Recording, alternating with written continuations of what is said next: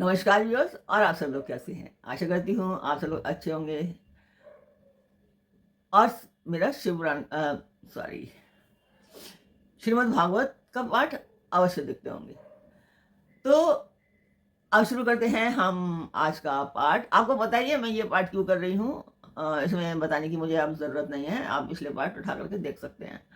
अभी तक मेरा चैनल मोनेटाइज नहीं हुआ है। आप लोग सब्सक्राइब कीजिए, ज़्यादा से ज़्यादा शेयर कीजिए, लाइक कीजिए, शेयर भी कीजिए, सब्सक्राइब कीजिए, लाइक कीजिए और शेयर कीजिए, ताकि मेरा चैनल जल्दी से जल्दी और ज़्यादा से ज़्यादा लोग देखें तो मोनेटाइज हो पाए। शुरू करते हैं अब हम आज का पाठ। मैं चाहती हूँ कि एक ही बार में पूरा पाठ बन जाए, कोई कटवट ना हो। इसीलिए मैं थोड़ा सा करना चाहती हूँ कि एक ही बार में बने, बट फिर भी बीच में कट ही जाता है, कुछ मेजर गलतियां हो जाती हैं। या दृश्य च उपन्नम स्वर्गद्वारम अपावृतम सुखिनः क्षत्रियः पार्थ लभन्ते युद्धम ईदृशम। तो यहाँ पर कृष्ण जी कह रहे हैं, जो इसका मीनिंग है वो है कि हे पार्थ, अपने आप प्राप्त हुए और खुले हुए स्वर्ग के द्वार रूप इस प्रकार के युद्ध को भाग्यवान क्षत्रिय लोग ही पाते हैं। ऐसा उन्होंने क्यों कहा? क्योंकि ये जो युद्ध था वो उन पर थोपा गया था, और युद्ध किसी हर एक पर नहीं थोपा जाता है। जो उसके योग्य होता है वही कर पाता है, और उसी के ऊपर थोपा भी जाता है। जानता है सामने वाला कि ये हमारी चीज प्राप्त कर लेगा, तो इसीलिए उसको युद्ध के लिए कहा जाता है। तो यहाँ पर एक शब्द पार्थ इस्तेमाल हुआ है। पार्थ का पूछते हैं यहाँ पर कि पार्थ का संबोधन क्या है। तो यहाँ अर्जुन को पार्थ नाम से संबोधित करके भगवान उनकी माता कुंती ने हस्तिनापुर से अब आते समय जो संदेश करवाया था उनकी पुनः याद दिलाते हैं, स्मृति दिलाते हैं। उस समय कुंती ने श्री कृष्ण भगवान से कहा था।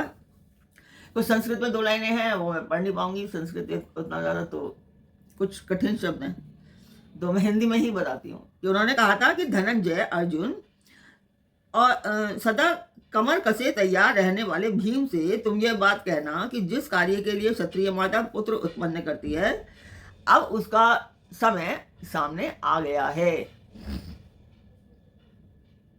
तो इस श्लोक में कुछ संस्कृत के जो शब्द हैं वो इस्तेमाल किए गए हैं। यहाँ युद्धम के साथ यह दृश्योपन्नम विशेषण देकर उसे अपावृतम स्वर्गद्वारम कहा गया है। तो अर्जुन पूछते हैं कि इसका भाव क्या है।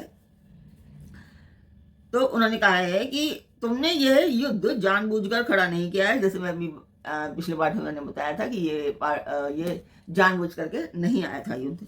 तुम लोगों ने तो संधि करने की बहुत चेष्टा की, किंतु जब किसी प्रकार भी तुम्हारा धरोहर के रूप में रखा हुआ राज्य, जो उनका राज्य था, वह बिना युद्ध के वापस लौटा देने को दुर्योधन राजी नहीं हुआ। उसने स्पष्ट कह दिया कि सुई की नोक टिके इतनी जमीन भी मैं पांडवों को नहीं दूंगा। तब तुम लोगों को बाध्य होकर युद्ध का आयोजन करना पड़ा। यह युद्ध तुम्हारे लिए बिना इच्छा किए अपने आप प्राप्त है, तथा यह खुला हुआ स्वर्ग का द्वार है। ऐसे धर्म युद्ध में मरने वाला मनुष्य सीधा स्वर्ग में जाता है, उसके मार्ग में कोई रोक टोक नहीं कर सकता। तो इस तरह से युद्ध को भाग्यवान क्षत्रिय लोग ही पाते हैं। अर्जुन ने पूछा इसका क्या भाव होता है? तो इसे भगवान ने कहा है कि ऐसा धर्म में युद्ध जो कि अपने आप कर्तव्य रूप से प्राप्त हुआ है, यानी कि जो हम पर डाला गया है और खुला हुआ स्वर्ग द्वार है, हर एक क्षत्रिय को नहीं मिल सकता। यह तो किन्हीं बड़े भाग्यशाली क्षत्रियों को ही मिला करता है। अतः तुम्हारा बड़ा ही सौभाग्य है जो कि तुम्हें ऐसा धर्म में युद्ध अनायास ही मिल गया है। अतएव अब तुम्हें इससे हटना नहीं चाहिए, आपको युद्ध करना चाहिए। इस समय युद्ध क्षेत्र में कृष्ण जी अर्जुन को युद्ध के लिए तैयार कर रहे हैं। धर्म में युद्ध करने में लाभ दिखलाने के बाद अब उसे न करने में हानि दिखलाते हुए भगवान ने अर्जुन को युद्ध के लिए उत्साहित किया है। यही मैंने आपको बताया। तो ये था आज का पाठ। आपको कैसा लगा कमेंट बॉक्स में मुझे अवश्य बताया कीजिए। ओम कृष्णाय नमः।